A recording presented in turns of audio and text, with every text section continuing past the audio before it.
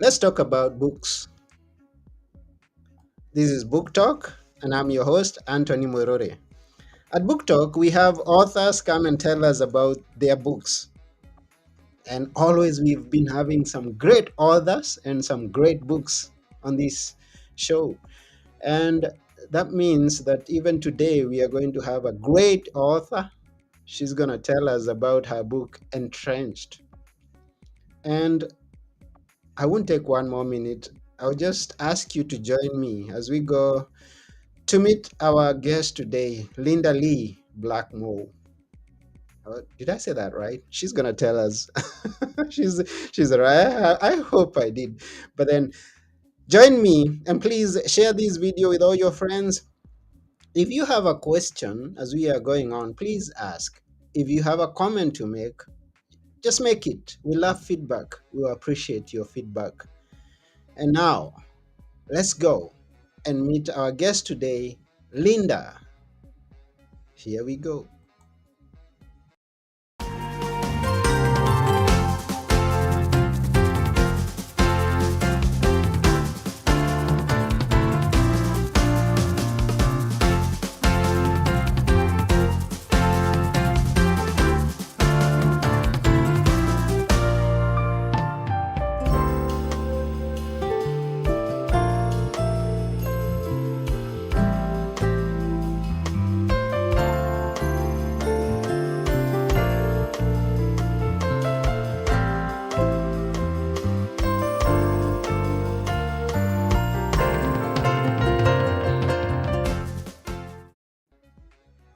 Hello, Linda.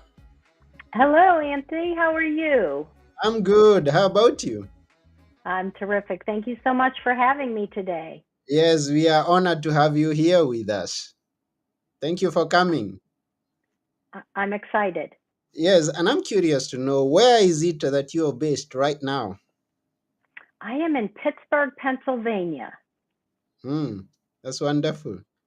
How is Yes, the Yeah, go ahead. How's the weather? born and raised in Pittsburgh all my life.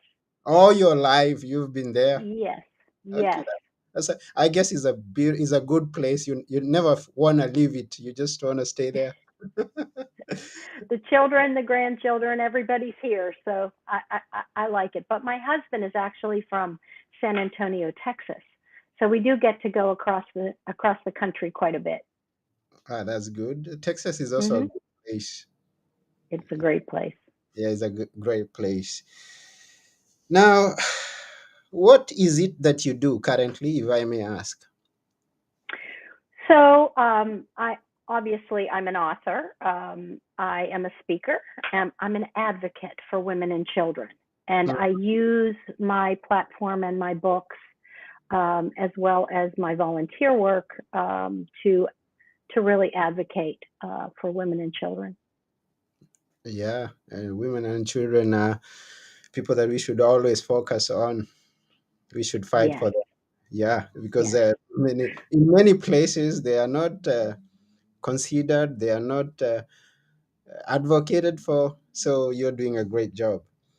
Well, thank you. How was it when you were growing up, and at what point did you pick an interest in writing? So I always loved to write, and I really am grateful to all the teachers who encouraged me. Um, I have to tell you, I'm even grateful to the professor who told me to give up the dream. Hmm. I don't know. Yes, he did. Yeah. I don't know if it's defiance or determination, but quitting was never an option for me. Mm-hmm. Um, writing has always been a part of who I am. It's how I think and how I process. Even as a child, I could be found holed up in my room with a tablet and a pen, writing away. I used to write mysteries as a child. Mm. I'm sure they were, childish, but so was I, right? So as I grew into an adult, my very busy adult life, a mother of four children in 5 years, so I was very busy, and I got away from the craft that I loved. Mm-hmm. And there came a time shortly after I was engaged to the man who would become my second husband, repressed memories of childhood sexual abuse returned. Mm. And I sought counseling at a place called the Pittsburgh Action Against Rape. And the counselor there recommended a book called The Courage to Heal by Ellen Bass and Laura Davis. And at the end of each chapter was a writing exercise. And that writing took me back to the craft I love and the writing I needed to heal. Hmm. You talk about abuse, please, and is something that we, I imagine that was something that triggered you into what we are going to discuss today. What's your experience? What was your experience that you had now to come to healing after reading the book? What what was the experience that you had experienced early in life? What was my Child abuse, abuse. Yeah, the child abuse experience? yeah. My particular experience was child sexual abuse. I Mhm. was manipulated by someone I trusted, and I really repressed the memory until I became engaged. Of course, the person who abused me was older than me, and my second husband was older than me, which of course I was kind of recreating.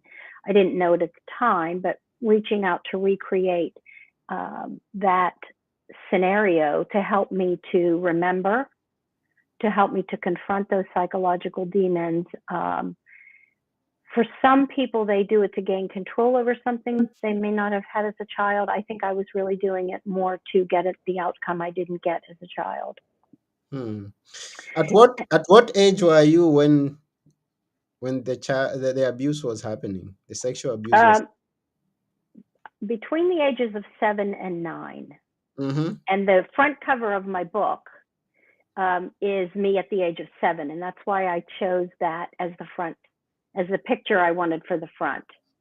Um, and that was actually a hard picture to choose because I wasn't sure I wanted my picture on the book, but the publisher said, the best memoir should have your picture on the front, and then I had to choose which picture I wanted. And your communion picture, you're in white, and it's purity and faith Mm. and all those things that were all being violated at the time. Okay. Then you came across the book that brought you back into your passion that you had grown up with, and that's when this book came to be, Enchanted. Actually, Entrenched is my second book. Oh, okay. So yes, so what happened was when I went through the healing, Mm-hmm. um, with the Pittsburgh Action, the therapy. Healing is a journey. I Mm. went through the therapy, and I it had taken me a fairly long time, and it was a hard journey, a dark journey, and a hard journey. But it had taken so many people to get me through that I wanted to give back. So I decided I would write a book about a little girl who, like me, was sexually abused. Mm. I even landed a literary agent. Mm-hmm. Not sure how that happened, but and every month I would send her by mail chapters, a chapter, and a blank cassette tape. And about a week later, she would send me back the red marked pages and her comments. Mm-hmm. Ernest Hemingway said, all you have to do is bleed on the page. Well, I was not bleeding on the page, I was holding back. And I was more like Kurt Vonnegut. He says, I was like an armless, legless woman with a big fat crayon in my mouth. It was a mess. My writing was a mess. But Mm. even though the writing was a mess, this literary agent really seemed to believe in me or in my story. And she kept telling me, I want you to tell your story. There's power in the truth. Mm-hmm. But I knew I wasn't healed enough and I wasn't evolved enough to write a memoir. Those are two very key components. Mm-hmm. But the big reason why I wasn't ready to write it is because my mother didn't even know at the time what had happened to me. Okay. So when writing my story was out of the question, the literary agent suggested that I volunteer. And I decided to volunteer at Pittsburgh Child Advocacy. And that's an organization that brings children in for their forensic interviews for child abuse. Mm-hmm. And of course, I was just doing clerical things. I was filing or answering the phones. I didn't have any contact with the children. And one day, this little boy came in, and I never met him, but his story was on the lips of everyone who passed through the halls. Mm. He had been so sexually assaulted for so long that he lashed out raping his 5-year-old sister. Mm. And I went home that night and I was really, really hurting. I could not get those children out of my head. And I knew one thing: prevention and intervention had to do more. Mm-hmm. But what? I wasn't a therapist. So I thought about my children. They were more likely to listen to and learn from other children than from any adult any time, right? All children are. And that's when the idea came to me. I would write a book, Kids Helping Kids Break the Silence of Sexual Abuse. And Mm-hmm. in that book, children, courageous children, would tell their true stories to educate and help keep kids safe, to intervene if a child is locked in silence, and also to promote healing, Mm-hmm. hope for healing. Yeah. The funny thing is that in 6 very short months, I had all of the stories I needed.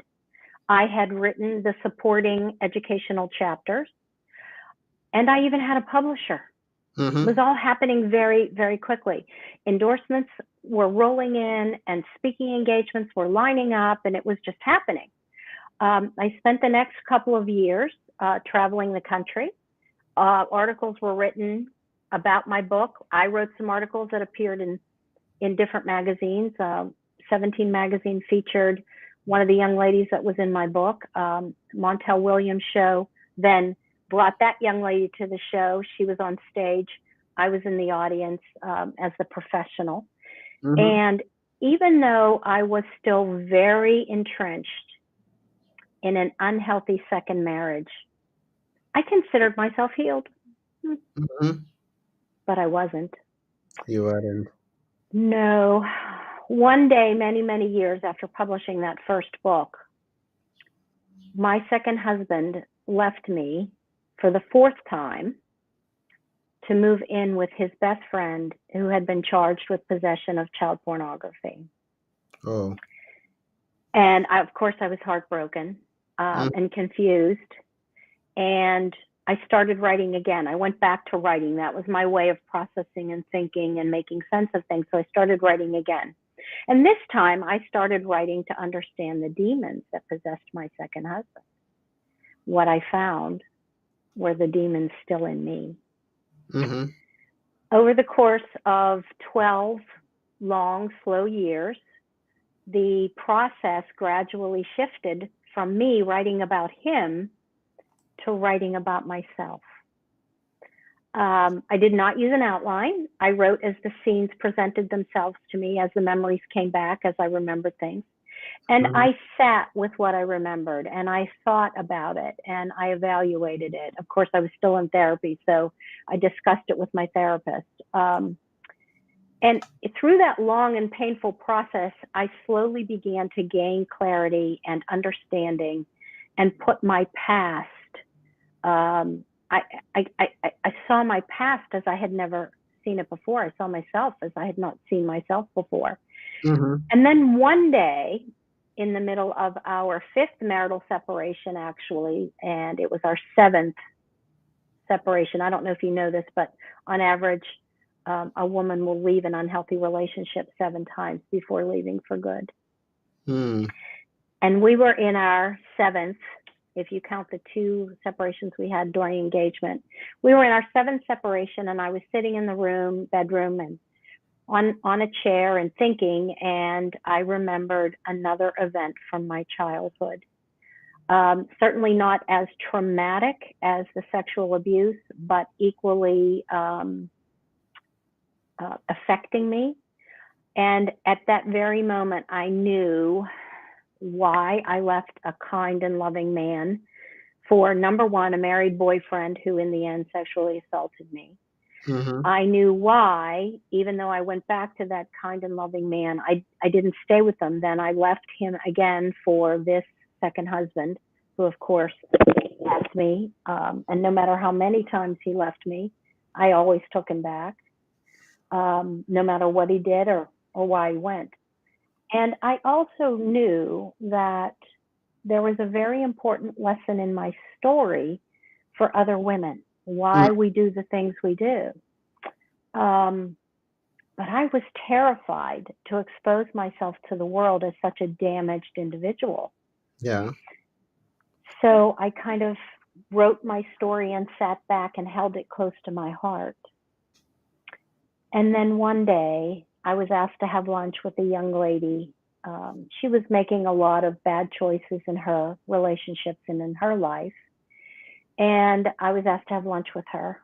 And I knew I could give her sage motherly advice, but I also knew she'd be more likely to listen to and learn from my story. Mm.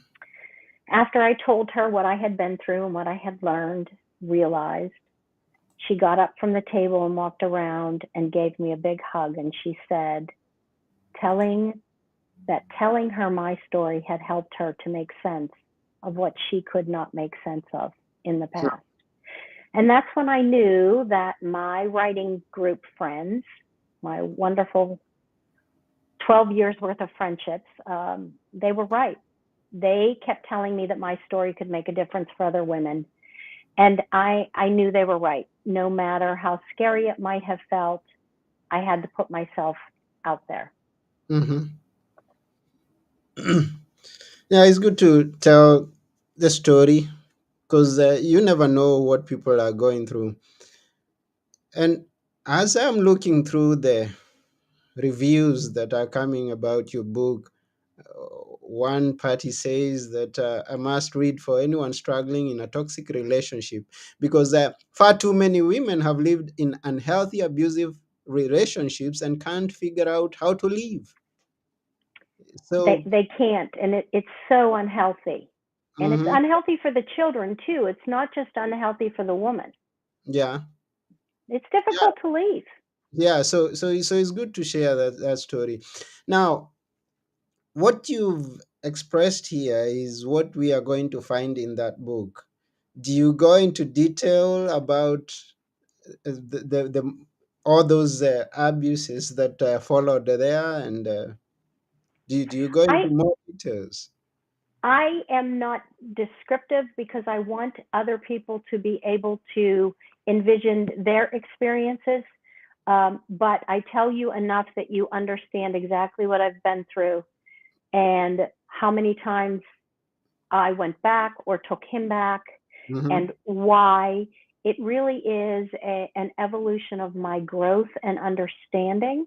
mm-hmm, And also, some of it is grieving. As we go through the process, we begin to grieve the dream that we are giving up. But we also begin to grow in strength and understanding, in self confidence, and slowly we can pave the way to find the strength mm, to have the life that we deserve and that our children who are with us, because what a mother endures, so do her children. So it's really important. It is. And Marnie Grunman said about my book, she wrote, the effects of trauma roll our lives until we take charge, take a chance, and work through it. She says, Entrenched, a memoir of holding on and letting go, will give women the courage to do just that. And I truly hope Marnie Grunman is right. I hope my story, my mistakes, and being able to see me going through it, other women will not beat themselves up for it, but they'll say, look, what I'm going through, she went through. So this is a normal part of the process. Difficult, but I'm not alone. And it's not your fault. When you find yourself in these situations, it's really not your fault. yeah, We all have a past. mm-hmm, And when our past is cloaked in unresolved childhood trauma, it will lure us toward unhealthy partners mm-hmm, as a way to remember, to confront our psychological issues, to gain control over what we could not control as a child, and also, like me, to get the outcome we did not get as a child. And Mm-hmm. even when our trauma is uh, repressed, even when we don't remember it, it still is in there, affecting the choices we make and the lives we live, even the jobs we choose. Yeah. And I agree with you that every individual's experience is unique to them. And so even without being descriptive of the experiences that you went through, but you give us a picture of the overall thing, then we can view our experiences and know whether, we identify with what you went through and we know how to come out of it using the experiences that you give and the solutions that you provide in the book. I guess you've provided some solutions, some ideas of how to come out of it smoothly. I just show my experience, my journey, and then at the end of the book, I give some resources. Everybody needs to do it their own way. Mhm. My way to do it was writing, of course, therapy, and I've always been one of those people that learns everything the hard way. Mm, So I hope for other women they don't have to learn it the hard way, but I think for most of us it really is a process, and we yeah. have to go through the steps to get through it. So, I would say to women that if you find yourself, as I did, gravitating toward unhealthy partners, or if you continue to return to an unhealthy partner, there's a good chance there's something deeper at work for you. And I really would urge women to not try to suppress it or push it away, because that doesn't work, but Hmm. to really dig in there and try to figure out what's going on for me, because something is going on. it, Some. it really is a sign that something is going on, and you cannot just push it away. You have to confront it. You have to work through it. And healing is a lifelong journey, a lifelong journey. Yeah. So if I may ask you, because you said don't suppress it, but your book is a memoir of holding on and letting go. So why the holding on and the letting go? Can you explain to us a bit more on that? Yes, I was actually holding on to my second husband, right? Okay. Every time he left, I took him back. But when that second memory came back, when the memory is my abuser pulls up in a car that my father had rebuilt for him, Mm, and he walks over to where I am sitting on the curb and I'm building a house or playing jacks or whatever I was doing as a child. And he comes over and he kneels down and he says to me, I'm not coming around anymore. I'm getting married. mm, And I said to him, but you promised you were going to marry me. And he said, I can't marry a 9-year old. And of course, I was 9. So I said, but you promised.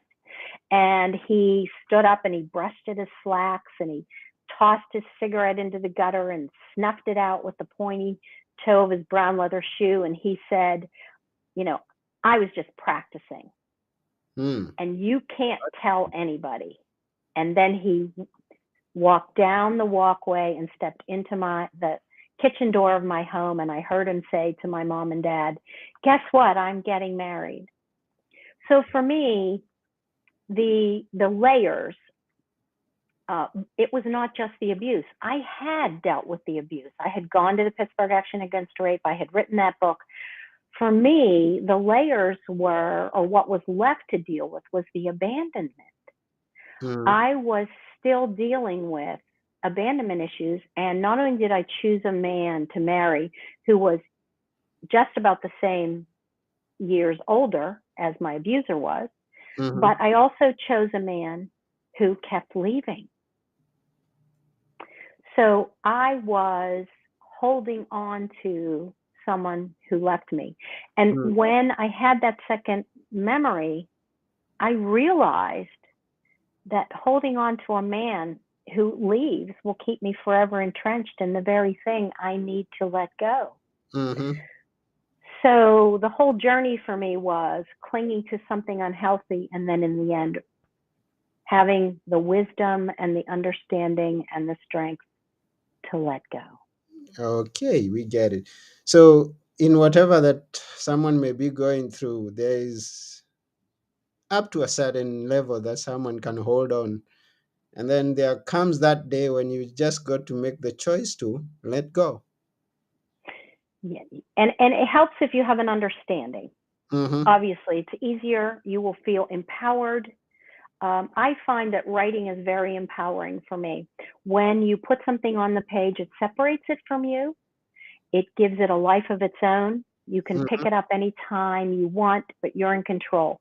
It's no longer in your head or in your heart, keeping you fixated and anxious. So for Mm-hmm. me, the writing really did, it separated the trauma from me, but it also gave me um, a way to look at it from more of a distance and to become more objective Mm-hmm. about myself, about my relationship, and about the trauma. Mm. Yeah. At this time, I want to remember those people who are watching. Thank you very much for watching. Special mention goes to Arthur. Thank you, Arthur, for everything. I see you're clapping. And all those who are putting the likes there on TikTok, thank you very much. Thank you for watching. Please share this video or even go to bookplacemedia.com and share it once it's up with all your friends so that we can spread this message far and wide. Now, how would people connect to you if people wanted to connect with you? My website is lindaleeblakemore.com. Mm-hmm. And if you send me a message, I promise you I will answer you. Okay, so www.lindaleeblackmore.com. Yes, BLAKEMORE.com. I was afraid in the beginning that I got it wrong, but I think I got it You were right. close. You were close. Yeah, Blakemore, but it's close enough. Yep. Okay. Yeah, so if you would want to connect with Linda, you can go to her website. And also, you can go click the link that is in the description and go read the book. Yeah, get the Please book. read the book. If Yeah, you get the book, would you please write a review on Amazon for me, please? yes, you write a review. So the book, once again, is Entrenched, a memoir of holding on and letting go by Linda Lee Blackmore. Yeah, this is a book talk, and we are moving on. Tell us a few things that you would like us to specifically go thinking about this book. Well, I'm doing this. I've done this book, and I donate all of the proceeds, by the way, to the agencies who support and help children and Mm, women.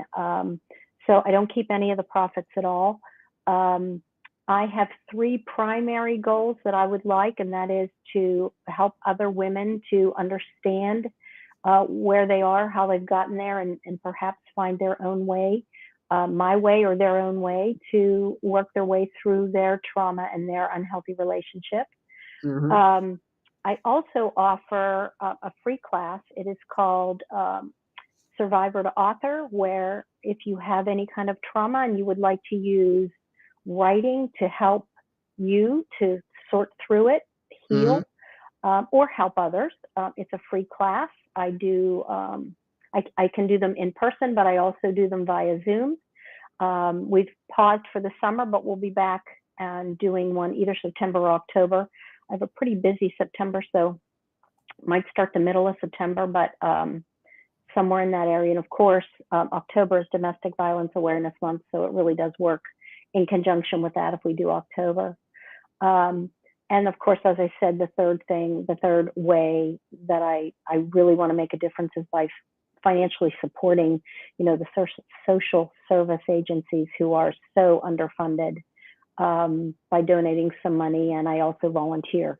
So I'm putting my hands and my time in there as well.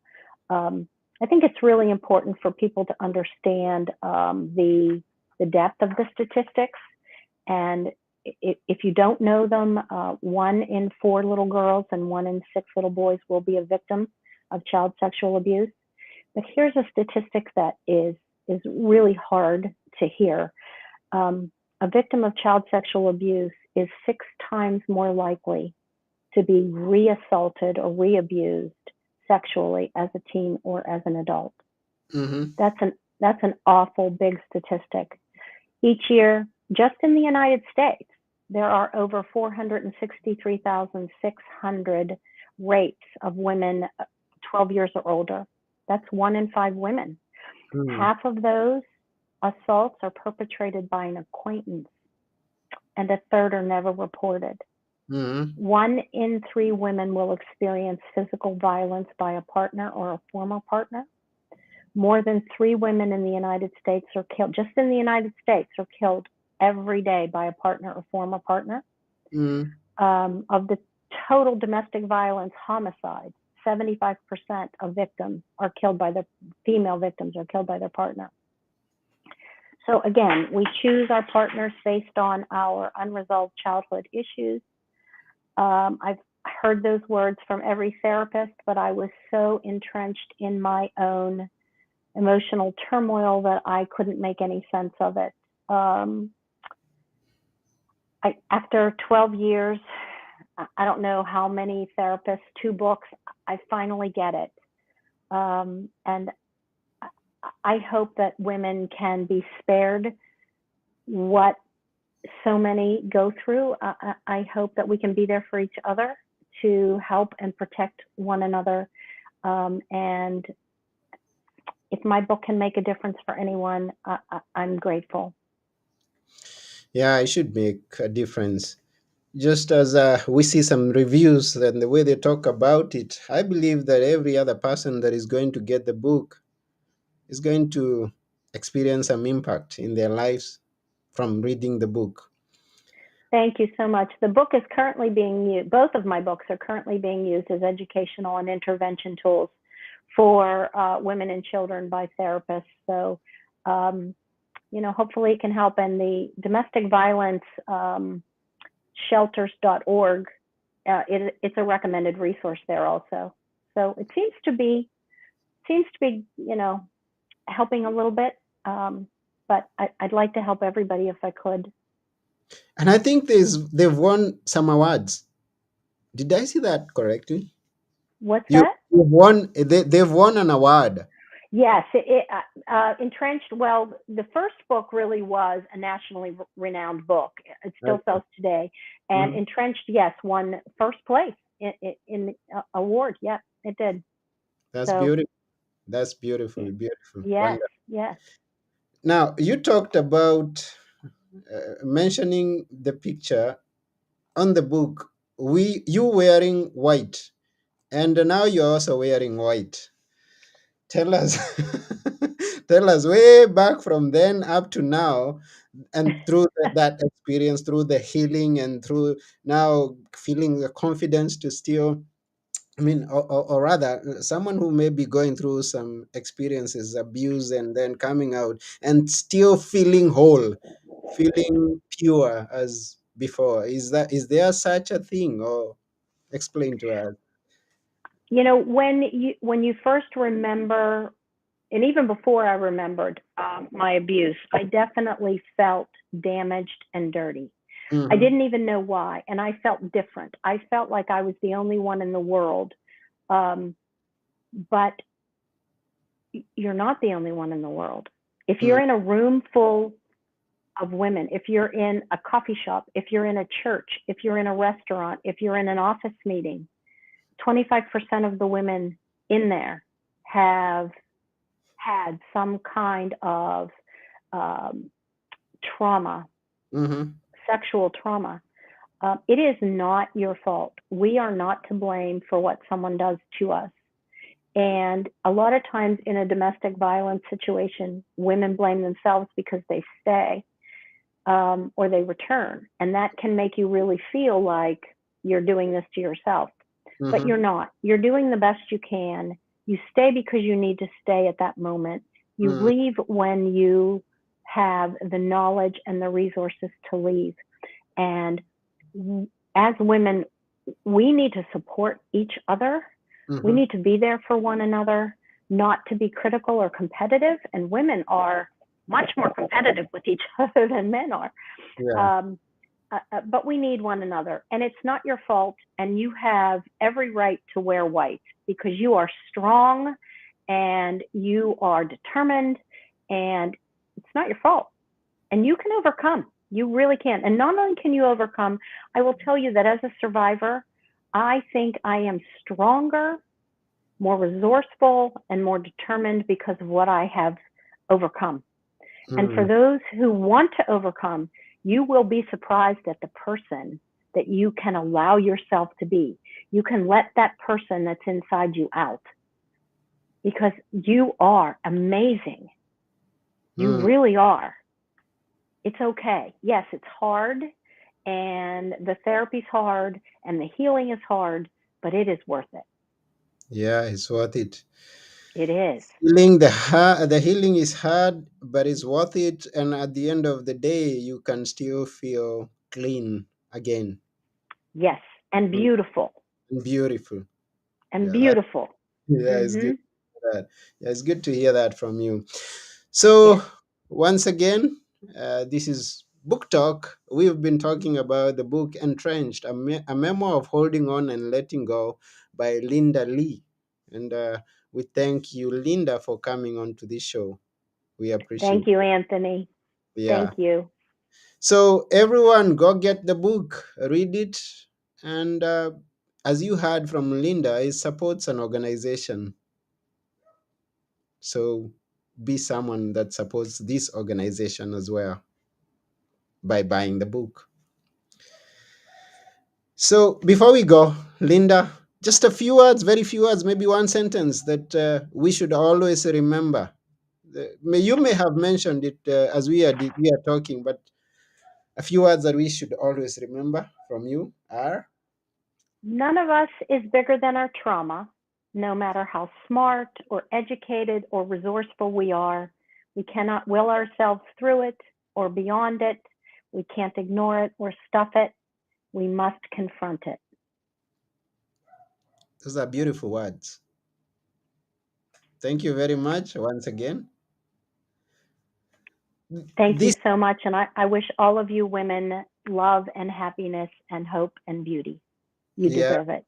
yeah. Thank you very much. This goes out there to all the women who are listening, and also some men, because they also, as you heard from Linda, we have the statistics that say even boys go through it.